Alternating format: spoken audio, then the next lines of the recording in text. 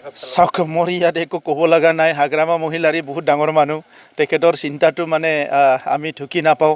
কেতিয়াবা কংগ্ৰেছত যায়, কেতিয়াবা বিজেপিত যায়, কেতিয়াবা AUDFত যায়। তেখেতে গোটেই পথাৰখন তেখেতৰে হয়।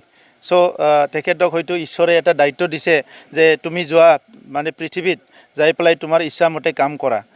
কিন্তু এতিয়া আমাৰতো আৰু তেখেতৰ মতে আমি চিন্তা কৰিব নোৱাৰোঁ।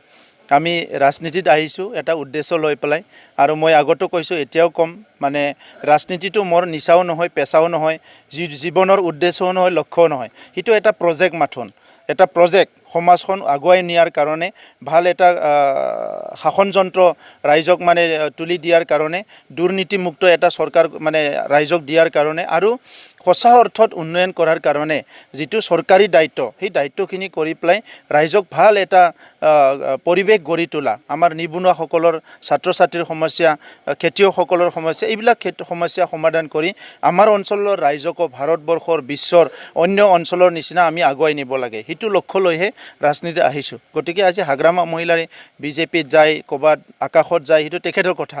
গতিকে তাক লৈ পেলাই মূৰ ঘুমাবলৈ আমাৰ সময় নাই। মই ভাবিছোঁ অসমৰ মুখ্যমন্ত্ৰী ডাঙৰীয়াৰো ইয়াৰ কাৰণে তেনেকুৱা সময় নাই, কাৰণ তেখেতে আজি ভাৰতবৰ্ষৰ ভিতৰত অসমখন উন্নত ৰাজ্য হিচাপে গঢ় দিব বিচাৰিছে। তেখেতৰ যিটো 20-25 বছৰৰ সাধনা আছিলে ৰাজনীতি কৰি, তেখেতে আজি অসমৰ মুখ্যমন্ত্ৰী আহিছে। মুখ্যমন্ত্ৰী হোৱাৰ লগে লগে তেখেতে যিটো দায়িত্ব লৈছে, আপোনালোকে দেখিছে ৰাজনীতিকভাৱে তেখেতে কৰ্ম সংস্কৃতি আনিব বিচাৰিছে।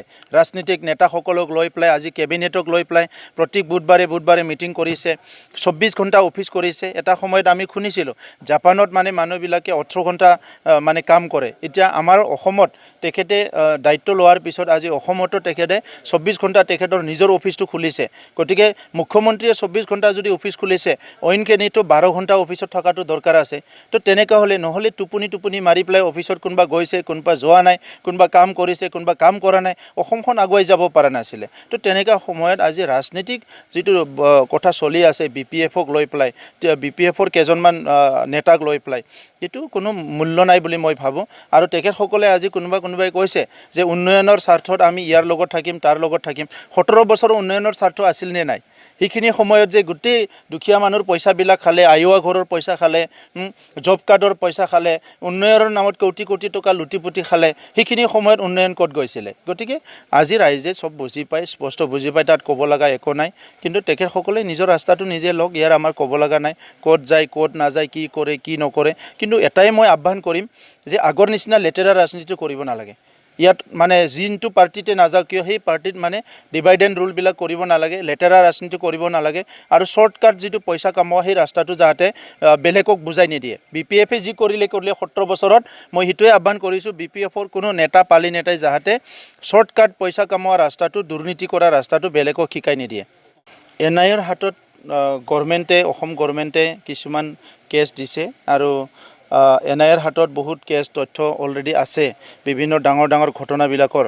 তো এইটো লৈ পেলাই NIA তদন্ত কৰি আছে, আৰু আমি বিচাৰিছোঁ NIA তদন্তটো ক্ষিপ্ৰতাৰে হ'ব লাগে, আৰু যিবিলাক দোষী, সেই দোষীবিলাক শাস্তি পাব লাগে। কাৰণ যোৱা কেইবাবছৰ ধৰি আমাৰ অঞ্চলত সংগ্ৰামৰ নামত কিছুমান মানুহে সুযোগ লৈ পেলাই নিজৰ মানে ৰাজনৈতিক স্বাৰ্থত বহুত ভুল কাম কৰিছে, বহুত ভাইলেঞ্চ কৰিছে, বহুতখিনি কাম মানে তেখেতসকলে সাধাৰণ মানুহৰ, ৰাইজৰ বিপক্ষে মানে তেখেতসকলে কাম কৰিছে।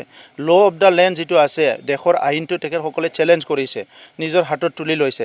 সেইকাৰণে আমাৰ BTC অঞ্চলত বহুত হিংসা হৈ গ'ল, বহুত মৰামৰি হৈ গ'ল। আৰু আমি কৈ আহিছিলোঁ যে বেআইনী অস্ত্ৰ আৰু হিংসামুক্ত সমাজ লাগে। তো এতিয়া কোনোবাই যদি ইলিগেল অস্ত্ৰ লৈ পেলাই যদি ৰাজনীতি কৰিব ওলাইছে, কোনোবা ইলিগেল অস্ত্ৰ লৈ পেলাই যদি সমাজক ভেটি প্ৰদৰ্শন কৰিব বিচাৰিছে, সেইটো আমাৰ গোটেই জনগোষ্ঠীৰ কাৰণে, নাগৰিকৰ কাৰণে সেইটো ডাঙৰ এটা সমস্যা। আৰু সেইকাৰণে ইণ্টাৰনেল যিটো ছিকিউৰিটি বুলি কয়, যিটো হোম ডিপাৰ্টমেণ্টে চায়, সেইকাৰণে আজি CBI NIAবিলাক এক্টিভ হৈ আছে। গতিকে আমি বিচাৰিছোঁ যে বড়োলেণ্ড অঞ্চলত অস্ত্ৰমুক্ত কৰাৰ স্বাৰ্থত NIA যিখিনি মানে কাম হাতত লৈছে, সেইটো সফল কৰিব লাগে। ইয়াত যোনে নহওক কিয়, যোনে দোষী নহওক কিয়, ইয়াত কোনো ৰাজনীতিক স্বাৰ্থ থাকিব নোৱাৰে। কালি যদি ময়ো ভুল কৰিছে, মোকো জেলত নিব লাগে, কিন্তু কোনো যাহাতে সাৰি নাযায়, ইয়াৰ কাৰণে একশ্যন ল'বলৈ NIAক আমি আহ্বান কৰিছোঁ। অবৈধ অস্ত্ৰৰ সৈতে দেখা গৈছে যে BPFৰ বহুত নেতাৰ নাম জড়িত হৈ থকা বুলি ইতিমধ্যে প্ৰকাশ পাইছে। যাৰ নাম আছে তাকে জেলত লৈ যাওক। সেইটো কোনোবা অমুক ABCD বুলি মই ক'ব বিচৰা নাছে যাৰ নাম আছে দেশৰ আইনে যেনেকৈ কয় তেনেকৈ শাস্তি দিয়ক কোনো ৰেহাই কৰা নাই আগতে এনেকৈ ৰেহাই কৰাৰ কাৰণে কিছুমান মানুহবিলাকে সি অস্ত্ৰ তস্ত্ৰ এইবিলাক মানে বাহুবল ব্যৱহাৰ কৰি বিভিন্ন সমাজত আজি মানে সমস্যাৰ সৃষ্টি কৰি আহিছে আমি স্বাধীনতাৰ 70 বছৰৰ পিছত ভাৰতৰ নাগৰিকসকলে এতিয়া আমি স্বাধীন দেশৰ নাগৰিক হিচাপে আমি ভালকৈ থাকিব বিচাৰোঁ আমাৰ নিৰাপত্তা আমাৰ উন্নয়ন আমাৰ গণতান্ত্ৰিক যেটো অধিকাৰ মৌলিক অধিকাৰ সব অধিকাৰ আমাৰ সকলো জাতি জনগোষ্ঠীৰ ব্যক্তিয়ে পোৱাটো আমি বিচাৰোঁ কিন্তু ইয়াত যদি এজন দুজন মানুহে নিজৰ পাৱাৰটো খটাই পেলাই ৰাজনৈতিক পাৱাৰটো খটাই পেলাই কোনবা যদি বন্দুক বাৰুদ লৈ পেলাই তেনেকা কৰিব বিচাৰিছে হিটো নিজৰ জনগোষ্ঠীৰ কাৰণে লাভজনক নহয় কাৰো কাৰণে হিটো লাভজনক নহয় সেই কাৰণে ইয়াত কঠোৰ হ'ব লাগে আৰু চৰকাৰকো মই আহ্বান কৰিম আমাৰ ভাৰত চৰকাৰক আহ্বান কৰিম অসম চৰকাৰক আহ্বান কৰিম যে যি সমস্যা যি কাৰ্যকলাপ বিলাকে সাধাৰণ মানুহক ভাবুকি সৃষ্টি কৰে